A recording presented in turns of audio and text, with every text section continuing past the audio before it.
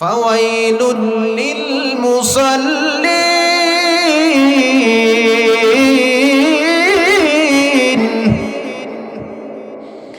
الذين هم عن صلاتهم ساهون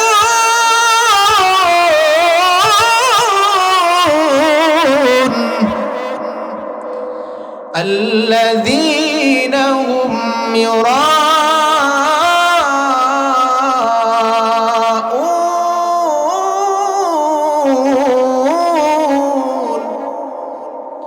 ويمنعون الماعون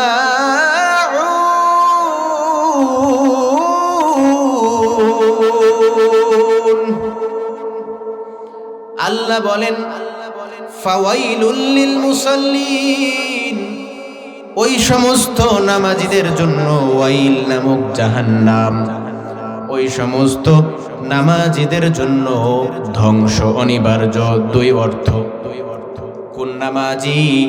আল্লাহ বলেন আল্লাযীনা হুম আন সালাতিহিম সাহুন, যারা নিজেদের নামাজে অবহেলা করে। দুই নম্বর, ওই সমস্ত নামাজি যারা তাদের নামাজ অন্যকে দেখানোর জন্য আদায় করে। আত্মীয়র বাড়িতে বেড়াতে গেছে, জামাই শ্বশুর বাড়িতে বেড়াতে গেছে, যদি নামাজ না পড়ে শ্বশুর কি বলবে? নামাজ না পড়লে গ্রামের মানুষ কি বলবে? এজন্য মসজিদে যায়। আল্লাহ বলেন এই মানুষকে দেখানোর নামাজ হবে না, নামাজ পড়তে হবে শুধুই আল্লাহকে দেখানোর জন্য। তাহলে আল্লাহ বলেন জাহান্নামীরা বলবে লাম নাকু মিনাল মুসাল্লিন, আমরা এক নম্বর জাহান্নামে আসার কারণ হলো আমরা মুসল্লি ছিলাম না। দুই নম্বর কারণ বলবে ওয়ালাম নাকু নুতঈমুল মিসকিন।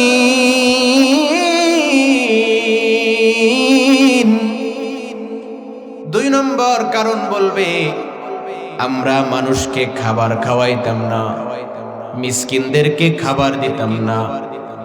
আল্লাহ বলেন জাহান্নামীরা বলবে আল্লাহ আমাদেরকে অনেক সম্পদ দিয়েছিলেন, কিন্তু এই সম্পদ আমরা মানুষের কাছে ব্যয় করি নাই, গরিব দুঃখীদের জন্য ব্যয় করি নাই, সমাজের কল্যাণে ব্যয় করি নাই।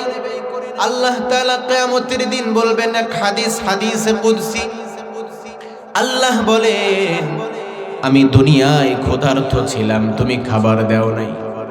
আমি দুনিয়ায় বিবস্ত্র ছিলাম, তুমি আমাকে পোশাক দাও নাই। আমি দুনিয়ায় অভাবী ছিলাম, আমার অভাব দূর করো নাই। বান্দারা বলবে আল্লাহ আপনি তো আরহামুর রাহিমিন রব্বুল আলামিন, আপনি আবার ক্ষুধার্ত হন কিভাবে, বিবস্ত্র হন কিভাবে? আল্লাহ তাআলা তখন বলবেন আমার দুনিয়ায় এক শ্রেণীর বান্দা ছিল যাদের অভাবের কারণে ভালো খাবার খেতে পারে নাই। এক বেলা খেয়েছে তো আরেক বেলা না খেয়ে থেকেছে। কাপড় পরেছে কিন্তু শীতকালীন সময় পরিপূর্ণ শীত তাদের যায় নাই।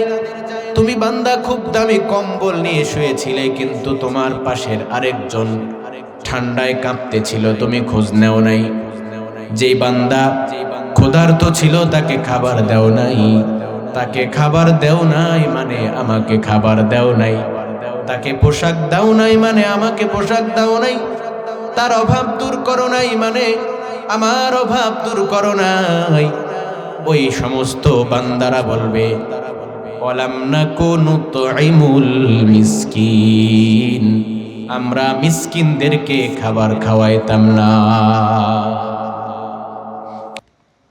আলহামদুলিল্লাহিল্লাযী লাম ইয়াজাল আলিমান কাদিরা খালিকাম বারিআন মুসাওবিরান গফফারান কাহ্হারা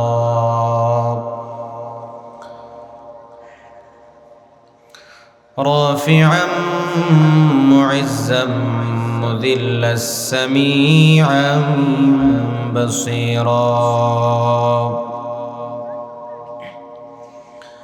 ونشهد أن لا إله إلا الله وحده لا شريك له ونشهد أن سيدنا وسندنا وحبيبنا ومولانا محمدا عبده ورسوله أرسله الله تعالى بالحق بشيرا ونذيرا وداعيا إلى الله بإذنه وسراجا منيرا أما بعد فقد قال الله تعالى في كلامه المجيد وفي فرقانه الحميد أعوذ بالله من الشيطان الرجيم بسم الله الرحمن الرحيم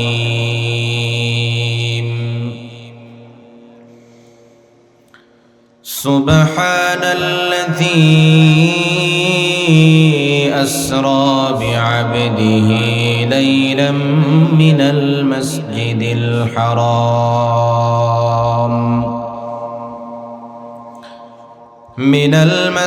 الحرام إلى المسجد الأقصى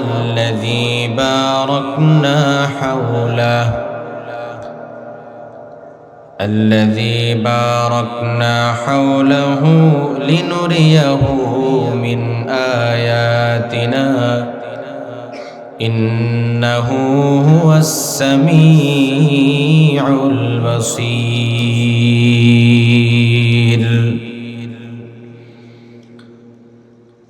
وقال رسول الله صلى الله عليه وسلم لما كذبني قريش فقمت في الحجر فجل الله لي بيت المقدس فطفقت أخبرهم وأنا أنظر إليه أو كما قال عليه الصلاة والسلام.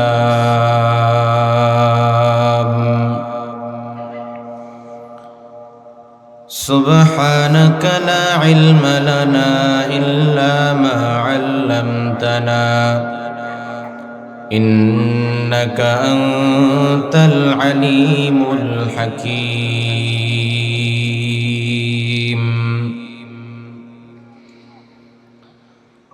محمد نے آکر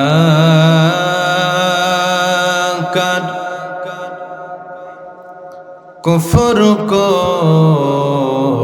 مٹایا محمد نے آکر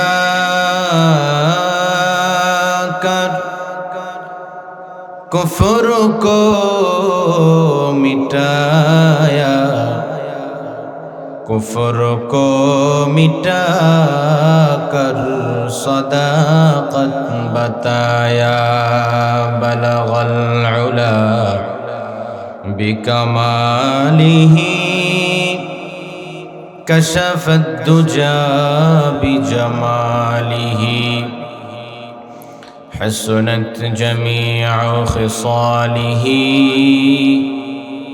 صلوا عليه وآله. जगह जी लगाने की दुनिया नहीं है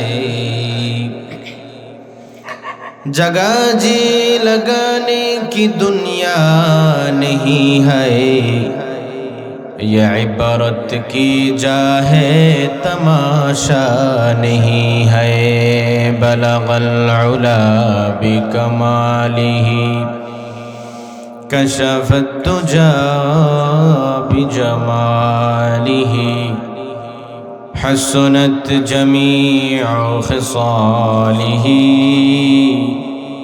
सल्लू अलैहि व आलिही। नमाजेर मध्य जे दरूद पढ़ी दरूद इब्राहिम मोहब्बते ज़बान खुले सबाई एकसाथे पाठ करी। अल्लाहुम्मा सल्लि अला मुहम्मदिन व अला आलि मुहम्मद कमा सल्लैता अला इब्राहीम व अला आलि इब्राहीम इन्नका हमीदुम मजीद।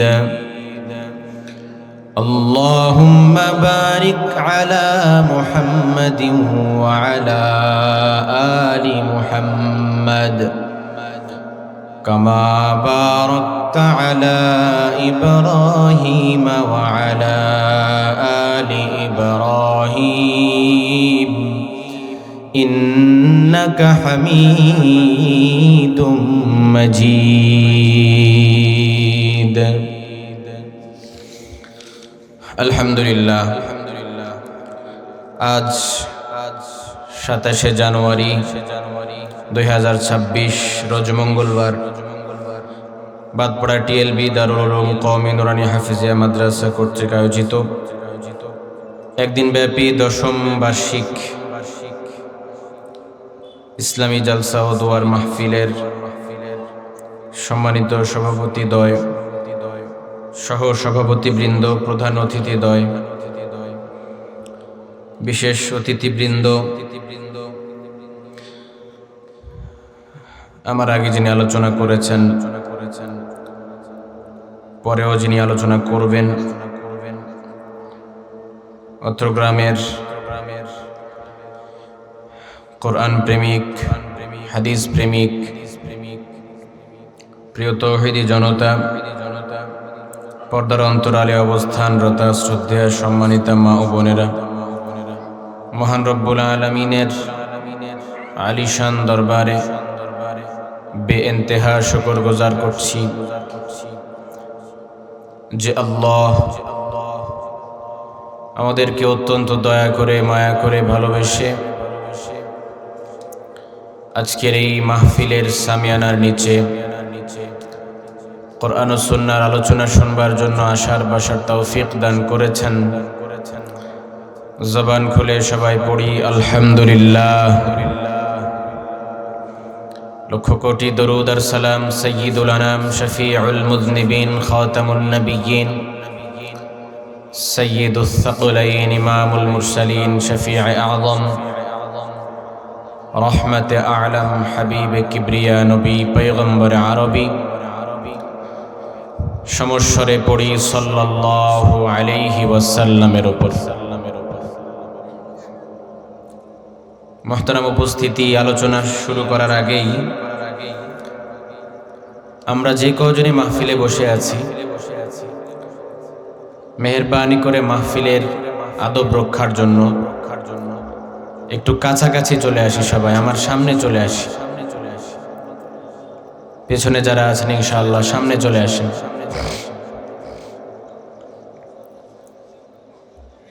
সামনে আসলে কাছাকাছি মনে হয়, দূরে থাকলে একটু দূর দূর ভাব লাগে। একটু কাছে চলে আসলে ভালো হয়। পিছনে যারা আছেন চলে আসেন সামনে। আছি তো আমরা ইনশাআল্লাহ, চলে তো যাওয়ার নিয়ত নাই কারো। জি, একটু মেহেরবানি করে হরকত করে চলে আসি।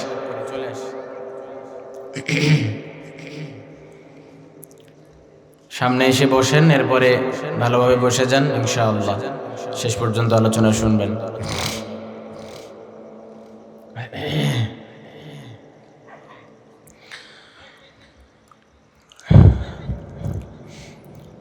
জি আলহামদুলিল্লাহ।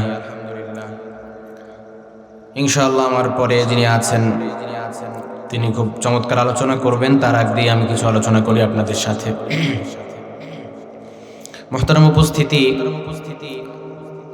রাসূলুল্লাহ সাল্লাল্লাহু আলাইহি ওয়াসাল্লামের একটি গুরুত্বপূর্ণ দিক হইল রাসূলের মেরাজ। নবীজি সাল্লাল্লাহু আলাইহি ওয়াসাল্লামের মেরাজের আজকে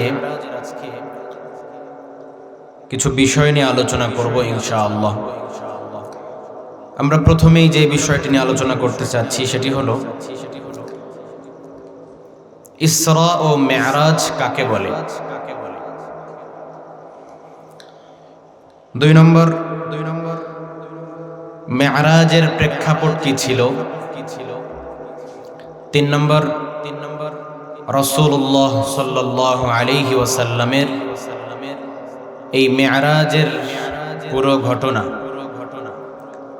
4 নম্বর নবীজি সাল্লাল্লাহু আলাইহি ওয়াসাল্লাম মেরাজ থেকে আসার পরে মক্কার মুশরিকদের আচরণ তার সাথে কেমন ছিল। 5 নম্বর নবীজি মেরাজে গিয়ে কি নিয়ে এসেছেন হাদিয়া। আর 6 নম্বর মেরাজে উনি কি কি দেখে এসেছেন। ইনশাআল্লাহ আমরা এই পয়েন্টগুলোর মধ্যে আলোচনা করব। প্রথম যে বিষয়টি সেটি হলো ইসরা ও মেরাজ। ইসরা কাকে বলে আর মেরাজ কাকে বলে। আমরা সাধারণত সবাই মেরাজ এটাকে জানি, কিন্তু ইসরা শব্দটার সাথে আমরা পরিচিত নই। ইসরা মানে হলো আস-সাইরু লাইলান, রাতের বেলা ভ্রমণ করা, এটাকে বলা হয় ইসরা।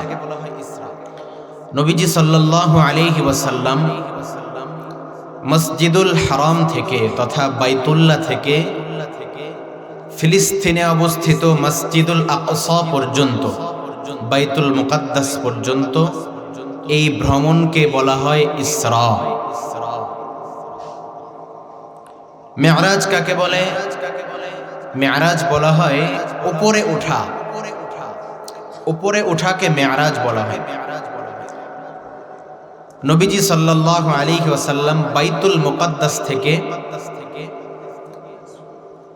ঊর্ধ্ব আকাশে প্রথম, দ্বিতীয়, তৃতীয়, চতুর্থ, পঞ্চম, ষষ্ঠ, সপ্তম আকাশ পাড়ি দিয়ে সিদরাতুল মুনতাহার উপরে আল্লাহ তাআলার সাথে মুলাকাতের যে সফর, এটাকে বলা হয় মেরাজ।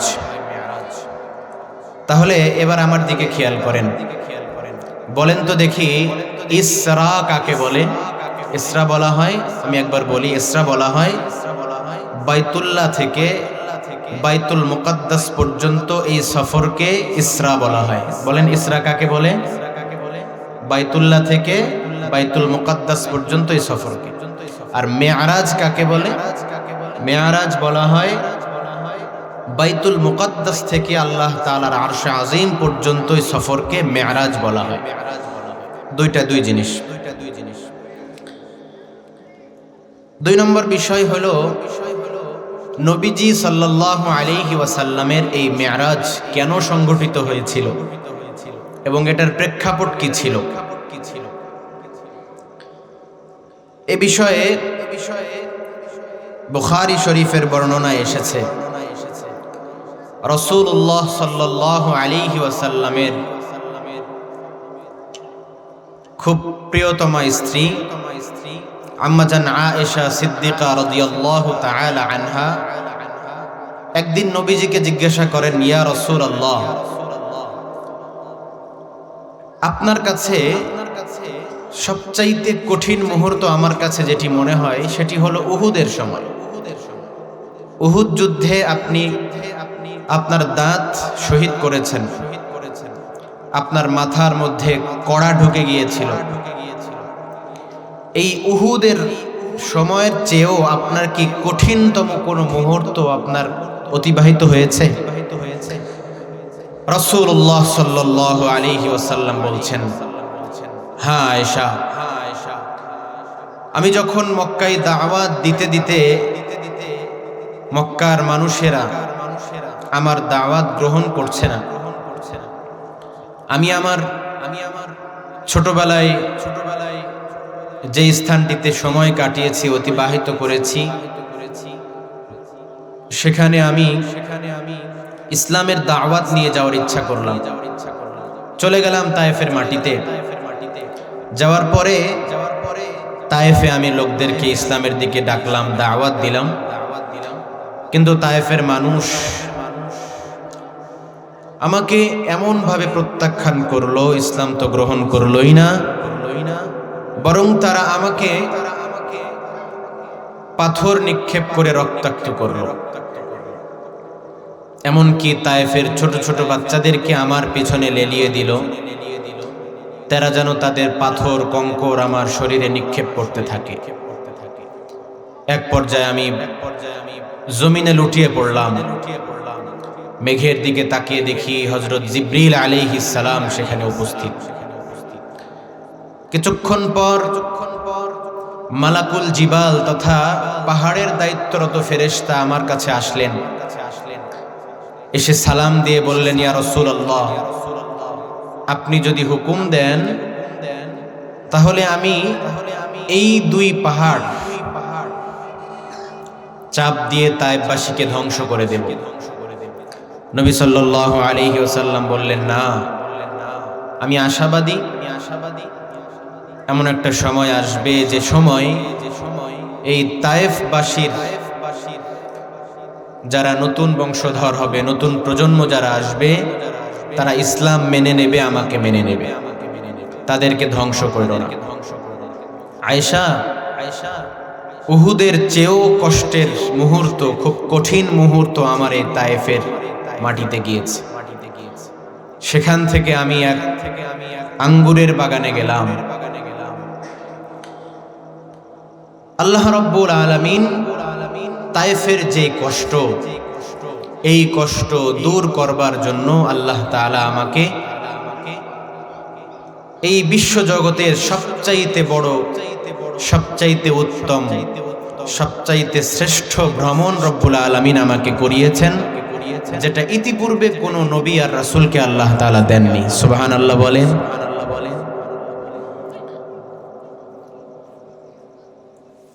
দ্বিতীয় কারণ এটাও হতে পারে,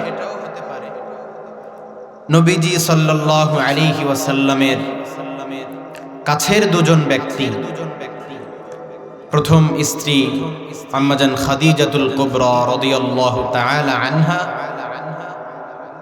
যখন নবীজির কেউ নাই পাশে, ঠিক এই মুহূর্তে এই মহিলা নবীজি সাল্লাল্লাহু আলাইহি ওয়াসাল্লামকে বারবার সান্ত্বনা দিয়েছেন, আগলে রেখেছেন। আম্মাজান খাদিজার ইন্তেকাল হয়ে গেল। নবীজির আরেকজন প্রিয়ভাজন ব্যক্তি চাচা আবু তালেব, যতদিন পর্যন্ত আবু তালেব জীবিত ছিলেন ততদিন পর্যন্ত মক্কার কাফেররা নবীজির উপর তেমন অত্যাচার করতে পারে নাই। আবু তালেবেরও ইন্তেকাল হয়ে গেল একই বছর। এই বছরকে বলা হয় আমুল হুজন, দুঃখের বছর, শোকের বছর। যখন দুজন ব্যক্তি চলে গেলেন, নবীজি একা, আল্লাহ রাব্বুল আলামিন তার একাকিত্ব দূর করবার জন্য, তার মর্যাদা বৃদ্ধি করবার জন্য মেরাজ নামক মহা নিয়ামত, মেরাজ নামক মহা পুরস্কার রব্বুল আলামিন আপনার আমার হাবিব মুহাম্মদুর রাসূলুল্লাহ সাল্লাল্লাহু আলাইহি ওয়াসাল্লামকে দান করলেন। সুবহানাল্লাহ।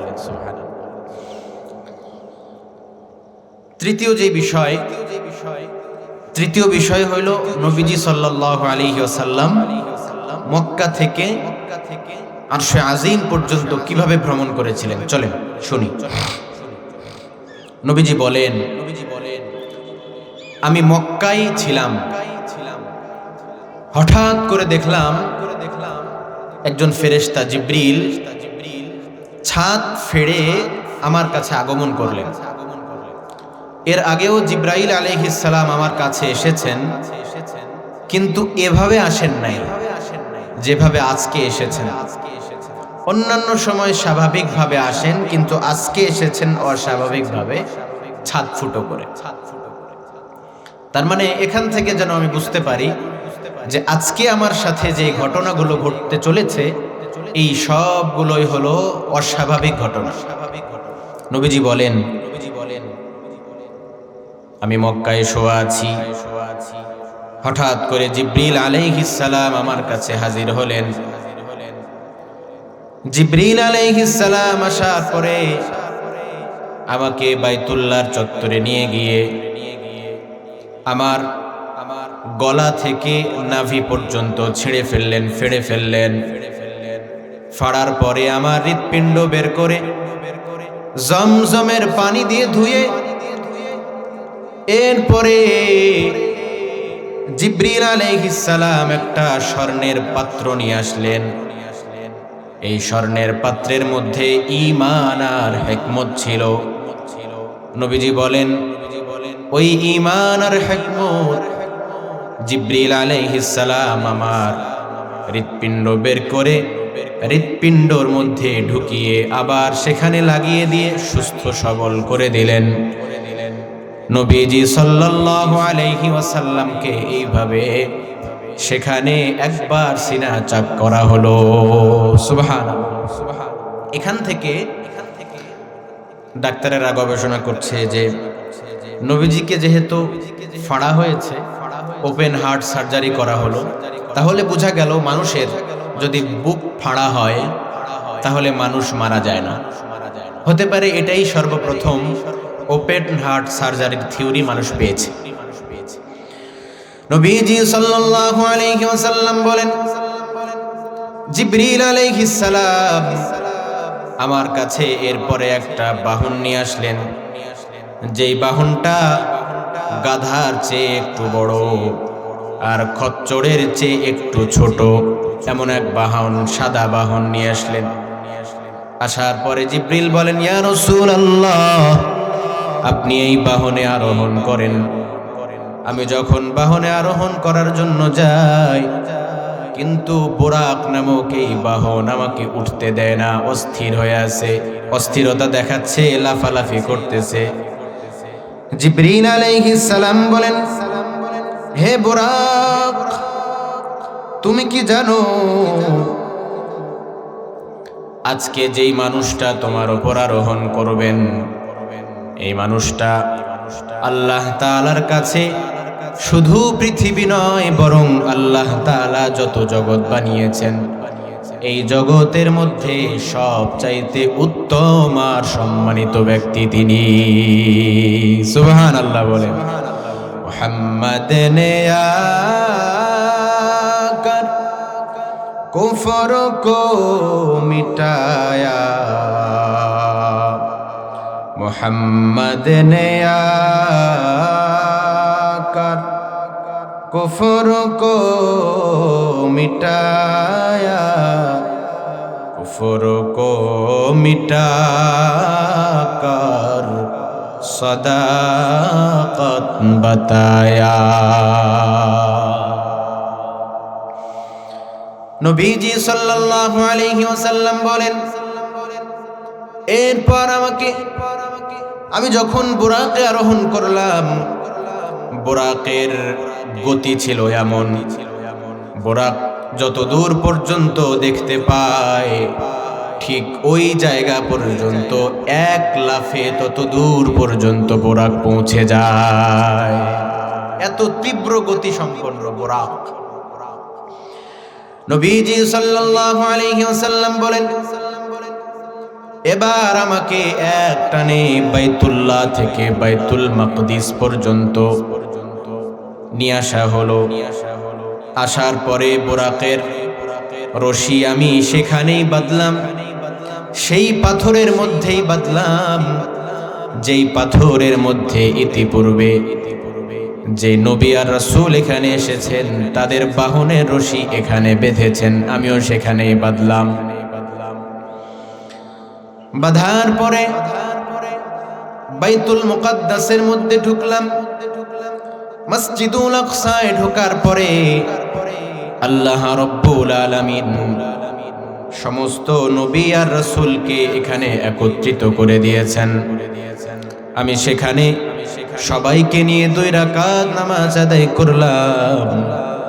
রব্বুল আলামিন আমাকে এই 2 রাকাত নামাজ আদায় করবার মাধ্যমে পুরো পৃথিবীর যত নবী আর রাসূল ছিলেন সবার মধ্যে ইমামুল মুরসালিন, সাইয়্যিদুল মুরসালিন, সাইয়্যিদুল আম্বিয়া বানিয়ে দিলেন। সুবহানাল্লাহ। ইমামুল আউয়ালিন আল আখিরিন, বহরে সদকা রহমাতাল লিল আলামিন, শুধু উজুদাস রহমাতাল লিল আলামিন, মসজিদে ও শুদ্ধ হামারু এ জমিন। নবীজি সাল্লাল্লাহু আলাইহি ওয়াসাল্লামের এই বাইতুল্লাহ থেকে বাইতুল মুকদ্দাস পর্যন্ত এই সফরকে বলা হয় ইসরা। নবীজি সাল্লাল্লাহু আলাইহি ওয়াসাল্লাম বলেন, এরপর নামাজ আদায় করে আমি বাইতুল মাকদিস থেকে বের হলাম। জিবরিল আলাইহিস সালাম আমার কাছে ফারাদা আলাইহি খামরা ওয়াল লাবান, নবীজি বলেন আমার কাছে জিবরিল আলাইহিস সালাম মদ আর দুধ আমার কাছে পেশ করলেন। মদ আর দুধ, 2 গ্লাসে, 1 গ্লাসে মদ আর 1 গ্লাসে দুধ। নবীজি সাল্লাল্লাহু আলাইহি ওয়াসাল্লাম বলেন, আমাকে দেওয়ার পরে আমি দুধ গ্রহণ করলাম। জিবরিল আলাইহিস সালাম বলেন, আসাবতাল ফিতরাহ, হে আল্লাহর নবী, আপনি আপনার স্বভাবজাত যেই বিষয় সেটি গ্রহণ করেছেন। ওয়ালাউ, আপনি যদি ওয়ালাউ শারিবতাল খামার, আপনি যদি মদ গ্রহণ করতেন, মদ খেতেন, তাহলে লাগাউতা ওয়া লাগাওয়াত উম্মাতুক, আপনি এবং আপনার সমস্ত উম্মত পথভ্রষ্ট হয়ে যেত। নাউযুবিল্লাহ। নবীজি সাল্লাল্লাহু আলাইহি ওয়াসাল্লাম দুধ পান করলেন। নবীজি বলেন, এরপর সেখান থেকে আমাকে জিবরিল আলাইহিস সালাম এক টানে প্রথম আসমানের দরজায় নিয়ে আসলেন। প্রথম আসমানে যাওয়ার পর জিবরিল আলাইহিস সালাম প্রথম আসমানে দায়িত্বরত ফেরেশতাকে নক করছেন, আমাদের জন্য দরজাটা খুলে দাও। চিন্তা করে দেখেন, জিবরিল আলাইহিস সালাম হলেন আল্লাহ তাআলার ফেরেশতা কুলের মধ্যে শ্রেষ্ঠ, সবার সরদার জিবরিল।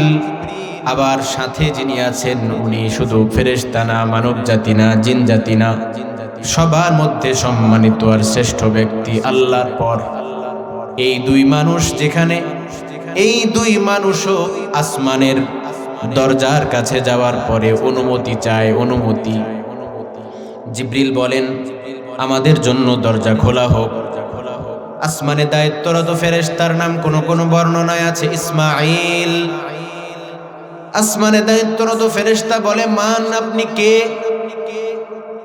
জিবরিল বলেন, আনা জিবরিল, আমি জিবরাইল। ফেরেশতা বলে, ওমান মাআক, আপনার সাথে কে? জিবরিল বলেন, আমার সাথে মুহাম্মদ সাল্লাল্লাহু আলাইহি ওয়াসাল্লাম। আসমানে দায়িত্বরত ফেরেশতা বলে, তাকে কি অভ্যর্থনা জানানো হয়েছে, দাওয়াত দেওয়া হয়েছে নাকি? জিবরিল বলেন, হ্যাঁ, তাকে দাওয়াত দিয়ে আল্লাহর কাছে নিয়ে যাওয়ার জন্য বলা হয়েছে। এরপরে প্রথম আসমানের দরজা খুলে দেওয়া হলো। এখান থেকে আমাদের জন্য শিক্ষা হলো, জিবরিল আমিন আলাইহিস সালাম মুহাম্মাদুর রাসূলুল্লাহ সাল্লাল্লাহু আলাইহি ওয়াসাল্লাম 2 জন সম্মানিত ব্যক্তি যদি কোন জায়গায় যাওয়ার জন্য অনুমতি চাওয়া লাগে, তাহলে আপনি আমি কোন জায়গায় কারো বাড়িতে প্রবেশ করার সময়, কারো মোবাইল চেক করবার সময় অবশ্যই আপনাকে অনুমতি নিতে হবে। নবীজি বলেন, এরপর জিবরিল আমাকে প্রথম আসমানের উপরে নিয়ে গেলেন। যাওয়ার পরে সেখানে এক ব্যক্তির সাথে আমার সাক্ষাৎ করে দিলেন। আমাকে ডেকে বললেন, হে মুহাম্মদ, তিনি হলেন আপনার আদি পিতা হযরত আদম আলাইহিস সালাম, আপনি তাকে সালাম করুন। নবীজি বলেন, আমি সালাম দিলাম। তিনি সালামের জবাব দিলেন।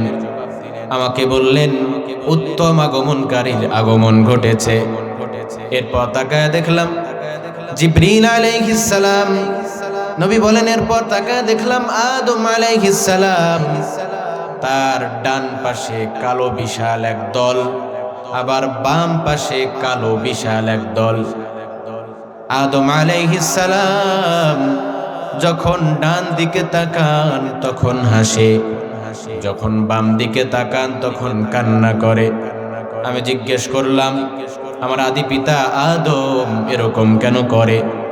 জিবরিল বলেন, ইয়া রাসূলুল্লাহ, আদম আলাইহিস সালামের ডান পাশে ও বাম পাশে তার সমস্ত উম্মত এবং তার সমস্ত সন্তান।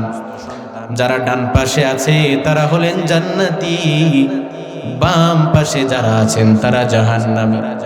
এজন্য ডান পাশে তাকালে হাসেন, বাম পাশে তাকালে কান্না করে। নবীজি বলেন, এরপর আমাকে দ্বিতীয় আসমানে নিয়ে যাওয়া হলো। দ্বিতীয় আসমানে যাওয়ার পর দরজা খোলার জন্য আবার জিবরিল আলাইহিস সালাম নক করলেন, আবার অনুমতি চাইলেন। প্রত্যেক আসমানে অনুমতি নিয়ে নিয়ে প্রবেশ করবেন। দ্বিতীয় আসমানের দরজা যখন খুলে দেওয়া হয়, সেখানে যাওয়ার পরে হযরত ঈসা এবং ইয়াহইয়া ইবনে জাকারিয়া আলাইহিমুস সালামের সাথে সাক্ষাৎ। ঈসা আলাইহিস সালাম আর ইয়াহইয়া আলাইহিস সালাম দুজন পরস্পরে খালাতো ভাই ছিলেন। সাক্ষাৎ হইল। নবীজি সাল্লাল্লাহু আলাইহি ওয়াসাল্লাম তাদেরকে সালাম দিলেন, তারাও সালামের জবাব দিলেন। বললেন, উত্তম আগমনকারীর আগমন ঘটেছে। ওয়েলকাম জানাইলেন, অভ্যর্থনা জানাইলেন। এবং নবীজি বলেন, আমার জন্য তারা কল্যাণের দোয়া করলেন। তৃতীয় আসমানে গেলাম। অনুমতি নেওয়ার পর উপরে উঠে তৃতীয় আসমানে যাওয়ার পরে হযরত ইউসুফ আলাইহিস সালামের সাথে সাক্ষাৎ হইল। ইউসুফ আলাইহিস সালাম, তাকে সালাম করলাম, সালামের জবাব দিলেন। তিনিও আমার জন্য কল্যাণের দোয়া করলেন। চলে গেলাম চতুর্থ আসমানে। সেখানে যাওয়ার পরে হযরত ইদরিস আলাইহিস সালামের সাথে সাক্ষাৎ হইল। পঞ্চম আসমানে যাওয়ার পরে হযরত হারুন আলাইহিস সালামের সাথে সাক্ষাৎ। ষষ্ঠ আসমানে যাওয়ার পরে হযরত মূসা আলাইহিস সালামের সাথে সাক্ষাৎ হইল। সপ্তম আসমানে গেলাম। যাওয়ার পরে হযরত ইব্রাহিম আলাইহিস সালামের সাথে সাক্ষাৎ হইল। ইব্রাহিম আলাইহিস সালামকে দেখলাম সপ্তম আসমানের উপরে অবস্থিত বাইতুল মামুরের দেয়ালে ঠেক লাগিয়ে বসা। ইব্রাহিম আলাইহিস সালাম বাইতুল মামুরের সাথে হেলান দিয়ে বসা আছে। তাকে সালাম দিলাম, সালামের জবাব দিলেন। বাইতুল মামুর হলো আল্লাহ রাব্বুল আলামিনের নূরের তৈরি একটা ঘর, যেই বাইতুল মামুর ফেরেশতাদের ইবাদতের স্থান। হাদিসের মধ্যে আছে, ফেরেশতারা প্রত্যেক দিন ৭০,০০০ ফেরেশতা বাইতুল মামুরের মধ্যে ইবাদতের জন্য ঢোকে। বাইতুল মামুরে ইবাদত করতে ঢোকে তারা।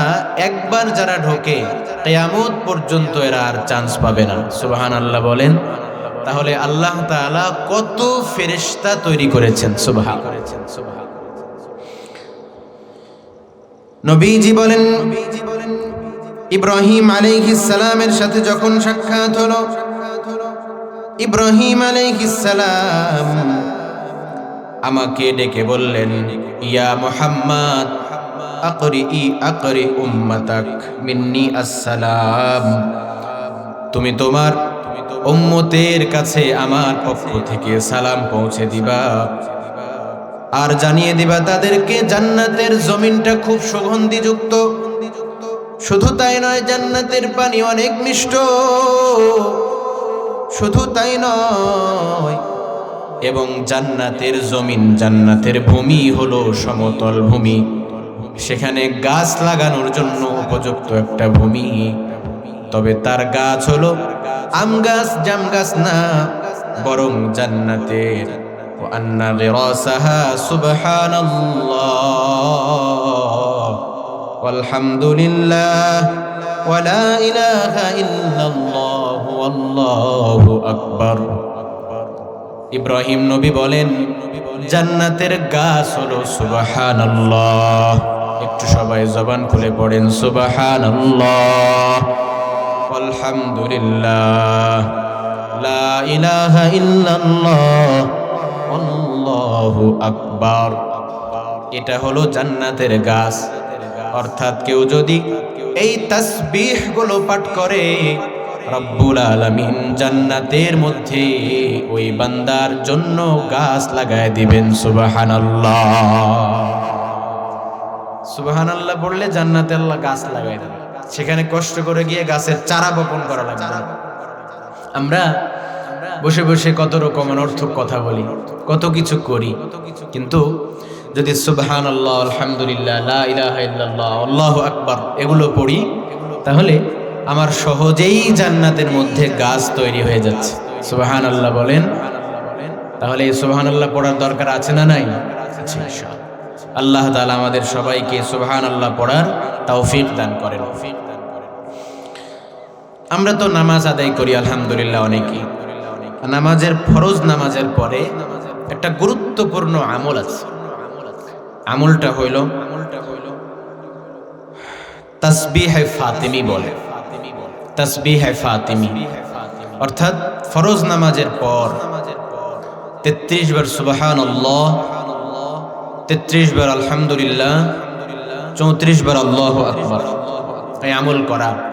এই আমল যদি কেউ করে, হাদিসের মধ্যে আছে নবী বলেন তার যদি সমুদ্রের ফেনা পরিমাণও গুনাহ হয়, আল্লাহ তাআলা সমস্ত গুনাহগুলি মাফ করে দিবেন। সুবহানাল্লাহ। এই আমলটা তাসবিহে ফাতিমি কেন বলে? নবীজির প্রিয়তম কন্যা ফাতেমা রাদিয়াল্লাহু আনহা বাড়িতে কাজ করতে করতে জাঁতা পিষতে পিষতে হাতের মধ্যে ফুসকা পড়ে গেছে। নবীজির কাছে অনেক দাস দাসী থাকে। একদিন নবীজির কাছে গেছে, যাওয়ার পরে বলছে, আব্বাজান আপনার কাছে তো অনেক দাস দাসী থাকে, আমার জাতা পিষতে পিষতে তো হাতে ফুসকা পড়ে যায়, আপনি যদি একটা দাসী দিতেন তাহলে আমার জন্য খুব উপকার হতো। নবীজি ফাতেমা রাদিয়াল্লাহু আনহাকে বলছেন, আদরের কন্যা তুমি কি চাও না যে এর চেয়েও উত্তম কোনো আমল, এর চেয়েও উত্তম কোনো বিষয় আমি তোমাকে শিখিয়ে দিই? ফাতেমা বললেন, জি আব্বা, অবশ্যই আমি এটা চাই। নবীজি বললেন, তাহলে তুমি যখন রাত্রে ঘুমাতে যাবে, বিছানায় যাবে, তখন 33 বার সুবহানাল্লাহ, 33 বার আলহামদুলিল্লাহ, 33 বার আল্লাহু আকবার এটা পাঠ করবে। এটা যদি পাঠ করো তাহলে তোমার সারা দিনের সমস্ত ক্লান্তি আল্লাহ তাআলা এই আমলের বদৌলতে দূর করে দিবেন। সুবহানাল্লাহ। এজন্য এই আমলটাকে তাসবিহে ফাতিমি বলা হয়। অর্থাৎ যেহেতু নবীজি ফাতেমা রাদিয়াল্লাহু আনহাকে এই আমলটা প্রথমে শিখিয়েছিলেন, কাজেই এই আমলটা ইনশাআল্লাহ আমরা করব। তো ইনশাআল্লাহ আল্লাহ তৌফিক দান করেন। একই সাথে সারা দিনের ক্লান্তি আমার দূর হবে। 100টা দাস দাসীও যদি থাকে, আমি যদি এই আমলটা করি, তাহলে ওই 100টা দাস দাসীর চেয়েও আমার এই আমল অবশ্যই বেশি আমাকে ফল দিবে এবং শারীরিক শক্তি যোগাবে। এটা তো ফায়দা আছে, দুনিয়াবি ফায়দা। আবার সুবহানাল্লাহ একবার বললেই জান্নাতে গাছ লেগে যাচ্ছে। এরকম 100 বার যদি আমি বলি, জান্নাতে 100টা গাছ। 1000 বার যদি বলি, জান্নাতে 1000 গাছ। 1000 গাছওয়ালা, বাগানওয়ালা আমাদের এলাকায় খুব কম মানুষ আছে। আমের গাছ কোনো বাগানে যদি 1000টা থাকে, বিশাল এক বাগান। দুনিয়াতে পারছি না, টাকা পয়সা নাই, তাহলে সহজ জান্নাতে গাছ লাগাবো। সুবহানাল্লাহ 1000 বার পড়বেন, 1000 চারা আপনার জান্নাতের মধ্যে লেগে যাবে। সুবহানাল্লাহ বলেন। তাহলে এই সমস্ত ফজিলত শুনে সারাদিন তো আমাদের সুবহানাল্লাহ বলা উচিত। আল্লাহ তাআলা আমাদেরকে বলার তৌফিক দান করেন। নবীজি সাল্লাল্লাহু আলাইহি ওয়াসাল্লাম বলেন, ইব্রাহিম আলাইহিস সালামের সাথে কথোপকথন শেষ করার পরে জিবরিল আলাইহিস সালাম আমাকে সিদরাতুল মুনতাহায় নিয়ে গেলেন। সিদরাতুল মুনতাহা মানে কি? সিদরাতুল মুনতাহা মানে যেখানে একটা বড় বিশাল বড় বড়ই গাছ আছে, বরের গাছ আছে, বড়ই গাছ। এই বড়ই গাছের প্রত্যেকটা বড়ই এক একটা মটকার সমান, আর প্রত্যেকটা পাতা নবীজি বলেন কাআদানিল ফিল, হাতির কানের সমান সমান পাতা। সুবহানাল্লাহ বলে। সিদরাতুল মুনতাহা, সিদরাতুল মুনতাহা, সিদরা মানে বড়ই গাছ, আর আল মুনতাহা মানে শেষ, অর্থাৎ যেখানে নিচ থেকে যারা যায়, পৃথিবী থেকে যারা যায়, এই সিদরাতুল মুনতাহার নিচে যে সমস্ত মাখলুক আছে সবার জ্ঞানের পরিধি, সবার যাওয়ার পরিধি এখানে গিয়ে শেষ। এরপর আর কেউ উপরে যেতে পারবে না, এবং উপরে কি আছে একমাত্র আল্লাহ ছাড়া আর কেউ জানেন না। আল্লাহ বলেন এই সিদরাতুল মুনতাহার কাছেই হলো আল্লাহ তাআলার জান্নাত। সুবহানাল্লাহ। নবীজি বলেন সিদরাতুল মুনতাহা যাওয়ার পরে আল্লাহ তাআলা জিবরিল ছাড়া আমাকে উপরে নিয়ে গেলেন। উপরে যাওয়ার পরে আল্লাহ তাআলা আমাকে যা কিছু দেখানোর দেখালেন, সেখান থেকে আল্লাহ তাআলার সাথে মোলাকাত করে রাত্রিবেলায় ফজর হতে হতে আমি আবার মক্কার জমিনে চলে আসলাম। রব্বুল আলামিন আমি যখন আসি, আমাকে রব্বুল আলামিন 50 ওয়াক্ত নামাজ আমাকে দান করলেন। 50 ওয়াক্ত নামাজের হাদিয়া আমি নিয়ে যখন চলে আসি, ষষ্ঠ আসমানে আসার পরে মুসা আলাইহিস সালামের সাথে আবার সাক্ষাৎ। মুসা আলাইহিস সালাম বলেন, হে মুহাম্মদ, আল্লাহ তাআলা আপনাকে কি দান করেছেন? আমি বললাম 50 ওয়াক্ত নামাজ দিয়েছেন।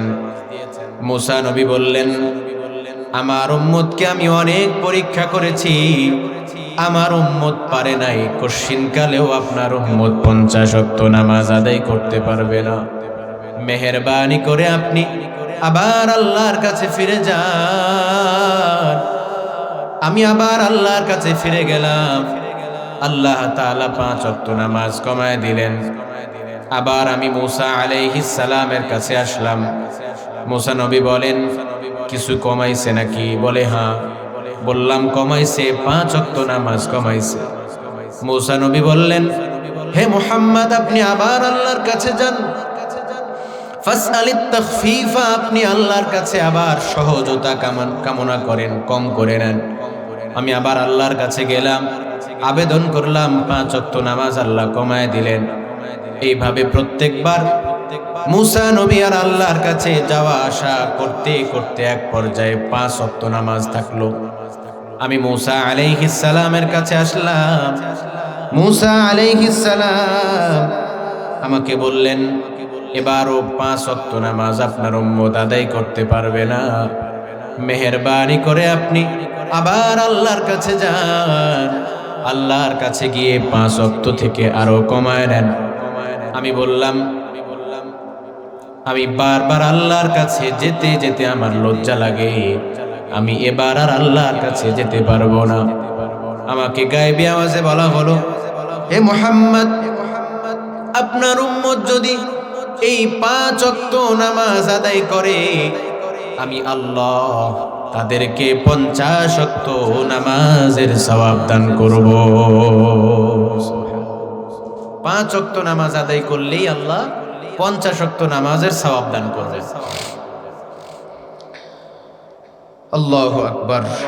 তাহলে দেখেন, এই নামাজ এমন এক গুরুত্বপূর্ণ ইবাদত, যেই ইবাদতটা আল্লাহ তাআলা সরাসরি নবী সাল্লাল্লাহু আলাইহি ওয়াসাল্লামের মাধ্যমে এই উম্মতের উপর ফরজ করেছেন।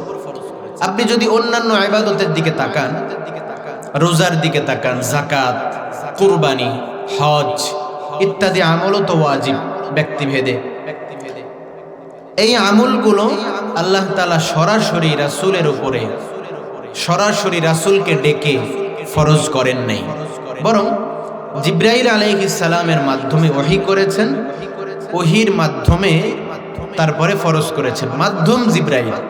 কিন্তু নামাজ কেবলমাত্র শুধুমাত্র একমাত্র ইবাদত, যেই ইবাদতটা এত গুরুত্বপূর্ণ, এত সাংঘাতিক ফরজ যে আল্লাহ তাআলা সরাসরি তার হাবিবকে তার কাছে ডেকে নিয়ে এই নামাজকে ফরজ করেছেন।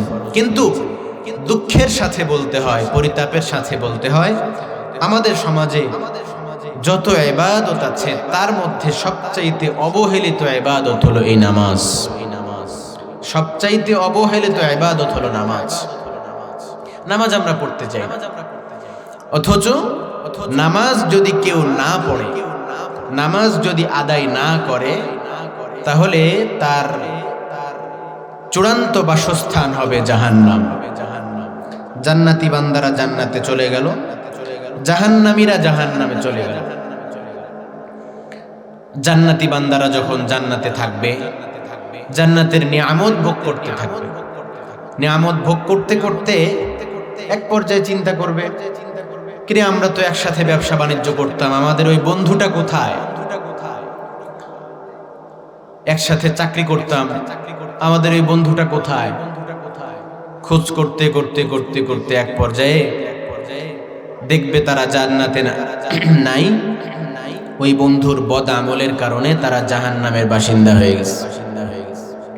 জান্নাতে তারা পরস্পর কথাবার্তা বলবে, বলতে বলতে আল্লাহর কাছে বলবে, আল্লাহ আমরা আমাদের ওই বন্ধুর সাথে, জাহান্নামী ও বন্ধুর সাথে কথা বলতে চাই, আপনি ব্যবস্থা করে দেন।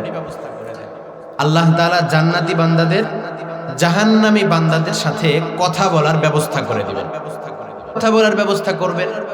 জাহান্নাম তো উত্তপ্ত আগুন, সেখানে কথা বলার কিভাবে ব্যবস্থা করে দিবেন? বর্তমান সময়ে যদি আমরা প্রযুক্তির এই ভিডিও কল সম্পর্কে আমরা জেনে থাকি, তাহলে এটা সহজেই অনুমান করা যায় রব্বুল আলামিন কিভাবে ব্যবস্থা করে দিবেন, আল্লাহ ভালো জানে।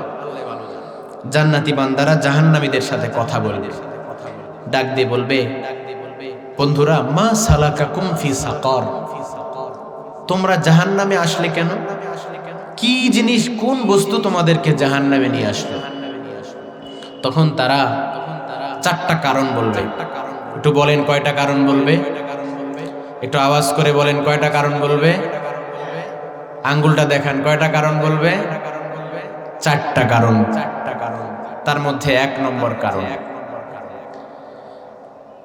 জান্নাতীরা জিজ্ঞেস করবে, মা সালাকাকুম ফি সাকার, কোন জিনিস তোমাদেরকে জাহান্নামে প্রবেশ করাইলো, জাহান্নামে আনলো?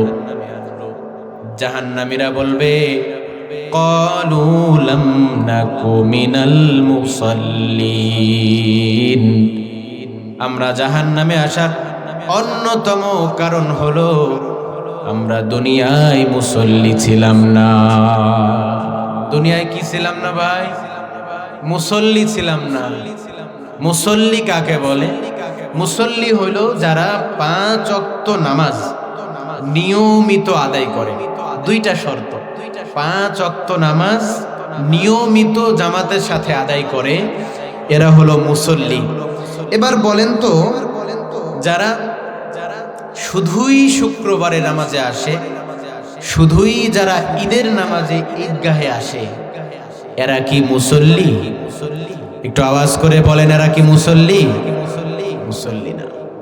তাহলে মুসল্লি যদি হতে হয়, তাহলে অবশ্যই আমাকে নিয়মিত আদায় করতে হবে।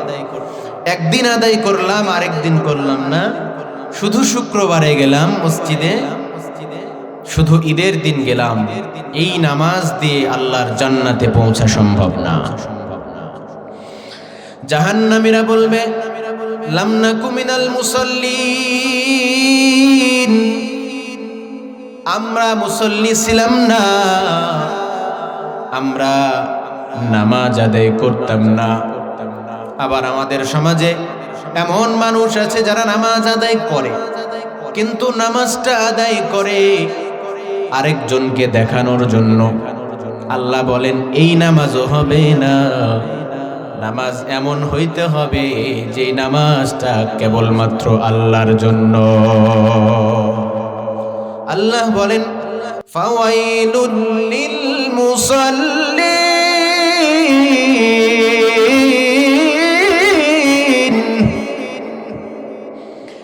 আল্লাযীনা হুম আন সালাতিহিম সাহুন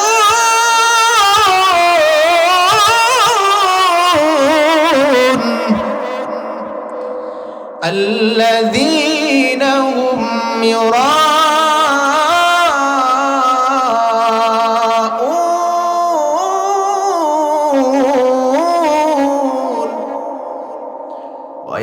ويمنعون الماعون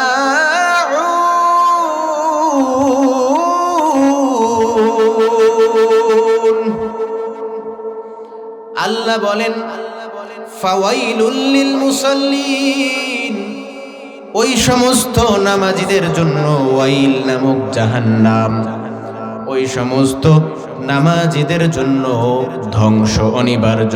দুই অর্থ। কোন নামাজি? আল্লাহ বলেন আল্লাযীনা হুম আন সালাতিহিম সাহুন, যারা নিজেদের নামাজে অবহেলা করে। দুই নম্বর, ওই সমস্ত নামাজি যারা তাদের নামাজ অন্যকে দেখানোর জন্য আদায় করে। আত্মীয়র বাড়িতে বেড়াতে গেছে, জামাই শ্বশুর বাড়িতে বেড়াতে গেছে, যদি নামাজ না পড়ে শ্বশুর কি বলবে? নামাজ না পড়লে গ্রামের মানুষ কি বলবে? এজন্য মসজিদে যায়। আল্লাহ বলেন এই মানুষকে দেখানোর নামাজ হবে না, নামাজ পড়তে হবে শুধুই আল্লাহকে দেখানোর জন্য। তাহলে আল্লাহ বলেন জাহান্নামীরা বলবে লাম নাকু মিনাল মুসাল্লিন, আমরা এক নম্বর জাহান্নামে আসার কারণ হলো আমরা মুসল্লি ছিলাম না। দুই নম্বর কারণ বলবে ওয়ালাম নাকু নুতঈমুল মিসকিন।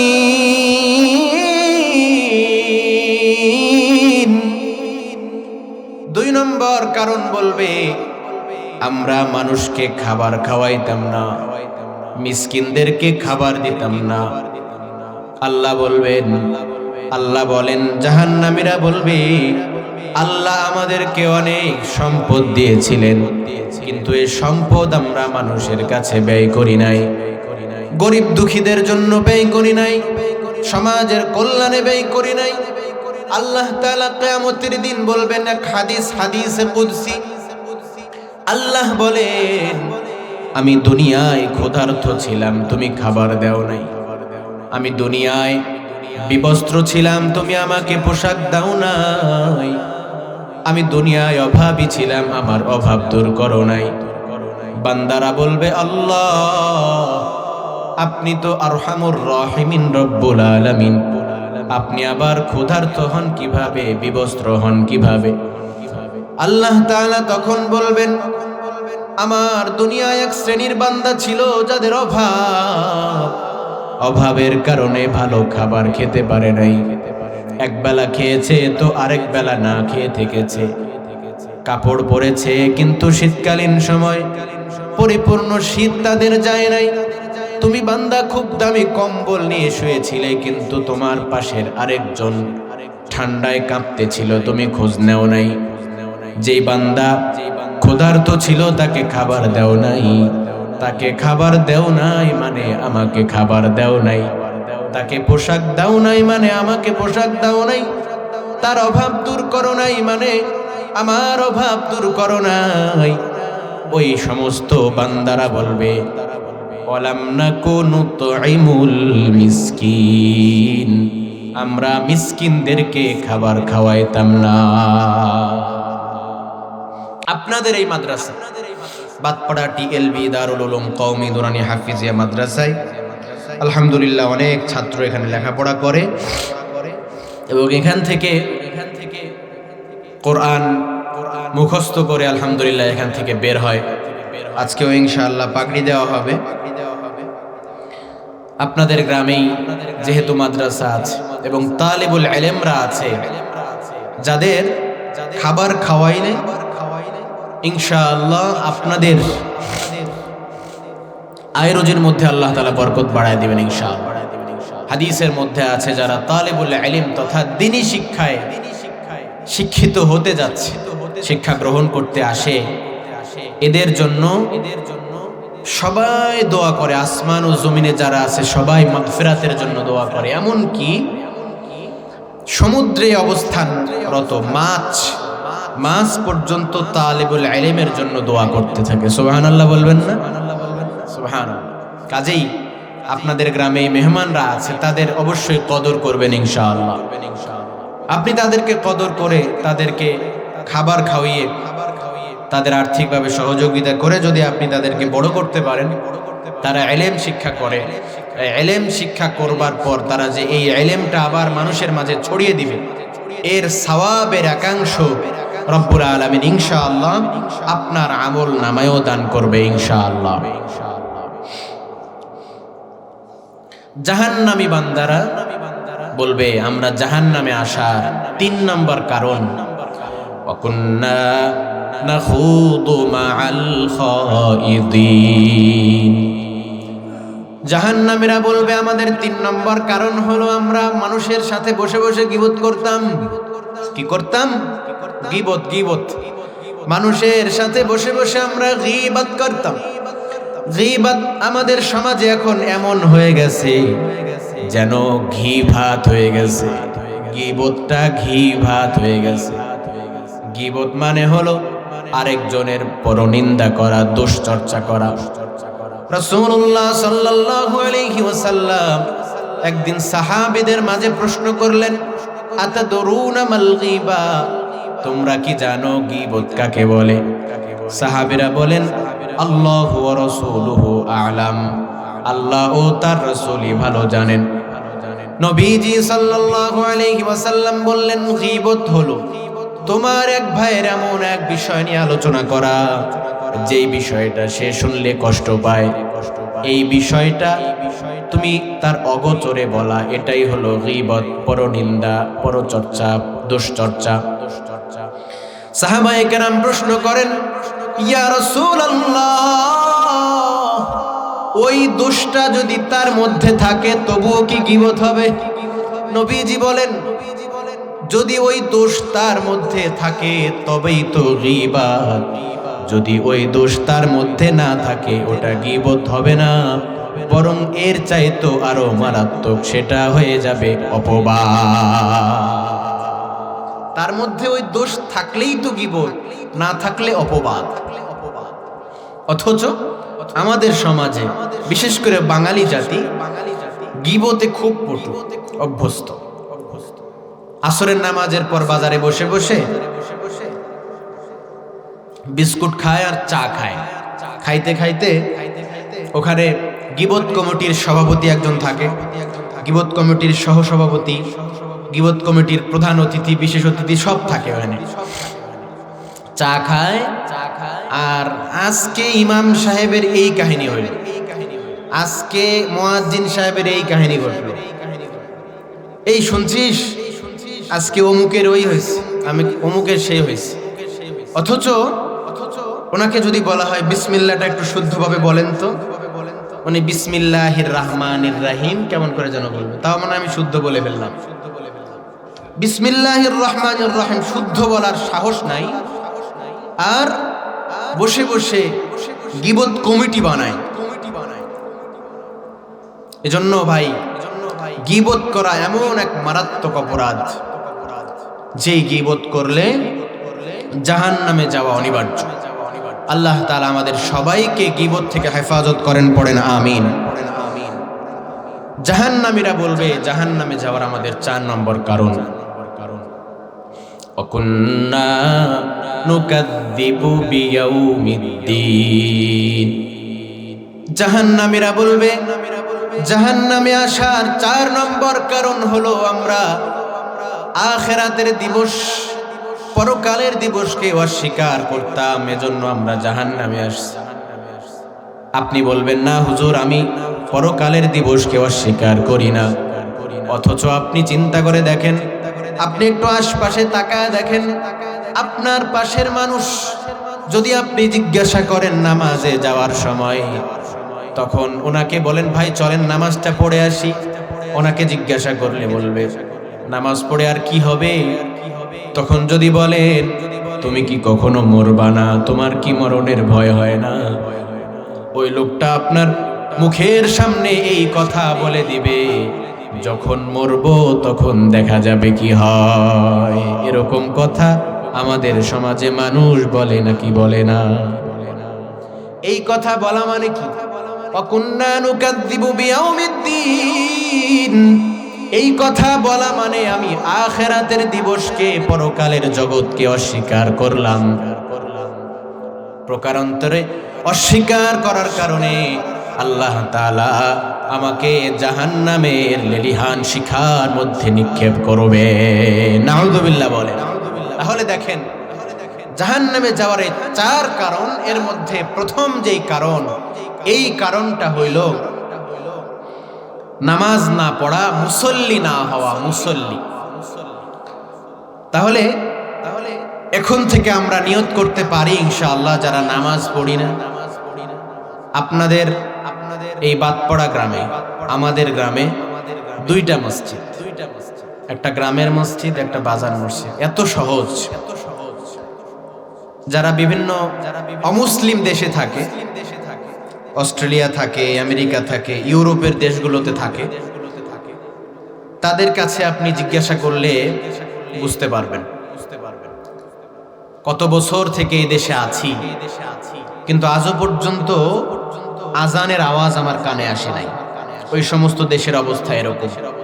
যারা একটু নামাজ পড়তে চায় তারা অনেক দূর গাড়ি নিয়ে যাওয়া লাগে। মনে করেন নামাজ পড়তে যাবে, পরে গাড়ি নিয়ে নিয়ামতপুর বা গাবতলী যাওয়া লাগে নামাজ পড়ার জন্য, 5 ওয়াক্ত নামাজ। কাছাকাছি মসজিদ নাই, তারা পড়তে চায় নামাজ, কিন্তু মসজিদে আসার সুযোগ তাদের নাই।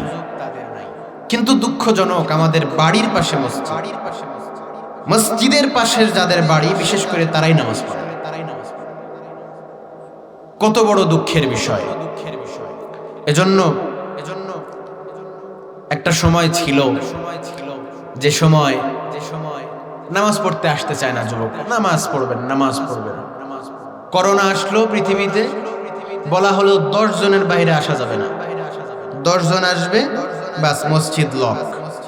ওই সময় যুবকদের আন্দোলন শুরু হলো, 10 জনের বেশি গেলে কি হবে, আমরা নামাজে যাব। আল্লাহ নামাজে নিতে চাচ্ছে না, তখন নামাজে যাওয়ার জন্য মানুষ প্রতিযোগিতায় লিপ্ত।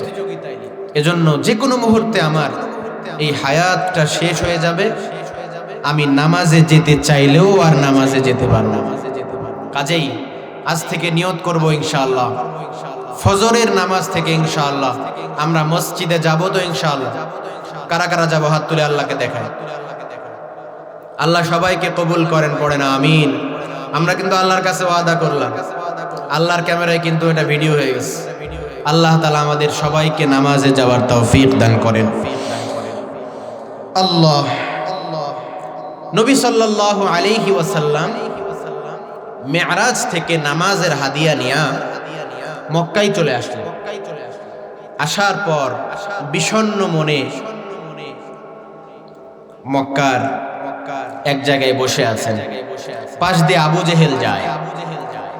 আবু জেহেল যাওয়ার সময় দেখে মুহাম্মদ পাশে খুব চিন্তিত অবস্থায় বসে আছে। জিজ্ঞেস করছে, হালকানা মিন শাই, আজকে কি কোনো ঘটনা আছে? তুমি তো প্রায় বিভিন্ন ঘটনা বলো, আজকে কোনো ঘটনা আছে? নবী সাল্লাল্লাহু আলাইহি ওয়াসাল্লাম বলেন, হ্যাঁ আজকের ঘটনা আছে। বলে কি ঘটনা? বলেন আজকে আমাকে আল্লাহ ইসরা ও মেরাজ করিয়েছেন, মানে রাত্রে ভ্রমণ করিয়েছেন। আবু জেহেল জিজ্ঞেস করে, তাই নাকি? বলে হ্যাঁ। কোথায় পর্যন্ত একটু শুনি। নবীজি বলেন, আমাকে আল্লাহ তাআলা প্রথমে বাইতুল্লাহ থেকে বাইতুল মুকাদ্দাস, সেখান থেকে সপ্তম আসমান পর্যন্ত এবং এর ওপরেও আল্লাহ তাআলা আমাকে ভ্রমণ করিয়েছেন। এই কথা শুনে আবু জেহেল তাৎক্ষণিক কোনো প্রতি উত্তর না করে উনি তার গোত্রের লোকজনকে ডাকা শুরু করলো, তোমরা কে কোথায় আছো আসো, শুনে যাও মুহাম্মদ কি বলে। মুহাম্মদ সাল্লাল্লাহু আলাইহি ওয়াসাল্লাম যখন তার চারিদিকে সবাই যখন ঘিরে ধরছে, এবার আবু জেহাল বলতেছে, কিছুক্ষণ আগে তুমি যেই কথাটা বলতেছিলা, এই কথাটা কি এখন সবার সামনে বলতে পারবা? নবীজি সাল্লাল্লাহু আলাইহি ওয়াসাল্লাম বলেন, হ্যাঁ বলতে পারবে। নবীজি বলেন, বলো। আবু জেহেল বলে, ঠিক আছে বলো তো এবার। নবীজি বলেন, আল্লাহ তাআলা আমাকে আজকে রাত্রে মসজিদুল হারাম থেকে মসজিদুল আকসা পর্যন্ত ভ্রমণ করিয়েছেন এবং সেখান থেকে সপ্তম আসমান পাড়ি দিয়ে আরো উপরেও আল্লাহ তাআলা ভ্রমণ করিয়েছেন। এই কথা শুনে উপস্থিত সমস্ত জনতা কেউ মাথায় হাত দেয়, কেউ হাততালি দেয়, আর জিজ্ঞাসা করে মুহাম্মদ নাকি এটা সফর করেছে। নবীজি সাল্লাল্লাহু আলাইহি ওয়াসাল্লামকে এবার উপস্থিত জনতা জিজ্ঞাসা করলেন, হ্যাঁ বলো তো, ঠিক আছে, তুমি যদি বাইতুল মাকদিস পর্যন্ত ভ্রমণ করে থাকো, তাহলে আমাদেরকে বাইতুল মুকাদ্দাস মসজিদুল আকসার কয়টা দরজা কয়টা জানালা আছে মেহেরবানি করে আমাদেরকে একটু শোনায় দাও। কারণ ওই সময় যারা উপস্থিত জনতা ছিল তাদের মধ্যে মসজিদুল আকসা তথা বাইতুল মুকাদ্দাস অনেকেই আগে ভ্রমণ করে এসেছিল, তাদের জানা আছে কয়টা জানালা কয়টা দরজা।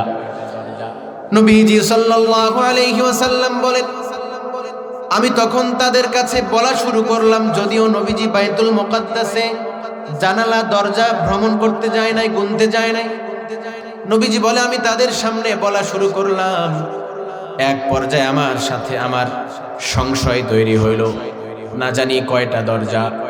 রব্বুল আলামিন আমাকে এমন এক মুআজিজা তখন দান করলেন, আল্লাহ তাআলা সেই 1600 কিলোমিটার দূরের বাইতুল মুকাদ্দাস আমার সামনে এমন ভাবে উপস্থাপন করলেন, আমি যেন বাইতুল মুকাদ্দাস দেখে দেখে তাদেরকে বর্ণনা করা শুরু করলাম। সুবহান। আবু জাহাল মক্কার মুশরিকরা এটা শুনে তারা তো হাততালি দিতে দিতে চলে গেল। যাওয়ার পরে তাকে দেখে আবু বকর সিদ্দিক রাদিয়াল্লাহু আনহু সেখানে উপস্থিত নাই। আবু বকর, শুনছো তোমার বন্ধু মুহাম্মদ নাকি বাইতুল মুকাদ্দাস সপ্তম আসমান ভ্রমণ করে আসছে এক রাতেই, এটা কি তোমার বিশ্বাস হয়? আবু বকর সিদ্দিক রাদিয়াল্লাহু আনহু বলেন, এটা কি মুহাম্মদ বলেছেন? সবাই বলে, হ্যাঁ তোমার বন্ধু বলেছে মুহাম্মদ। বলে, শোনো, যদি এই কথা মুহাম্মদ সাল্লাল্লাহু আলাইহি ওয়াসাল্লাম বলে থাকে, অবশ্যই অবশ্যই আমি এই কথার সত্যায়ন করি। চিল্লায় পড়েন সুবহানাল্লাহ। এমনি এমনি তো তার আমলের দাম এত বেশি হয় নাই, তার আমল এত বেশি, এত গুরুত্বপূর্ণ, তার আমলের ছোট্ট একটা অংশ যদি এক পাল্লায় রাখা হয় আর এই উম্মতে মুহাম্মাদীর সমস্ত আমল যদি আরেক পাল্লায় রাখা হয়, আবু বকর সিদ্দিক রাদিয়াল্লাহু আনহুর আমল আল্লাহ তাআলার কাছে দামি হয়ে যাবে। সুবহানাল্লাহ।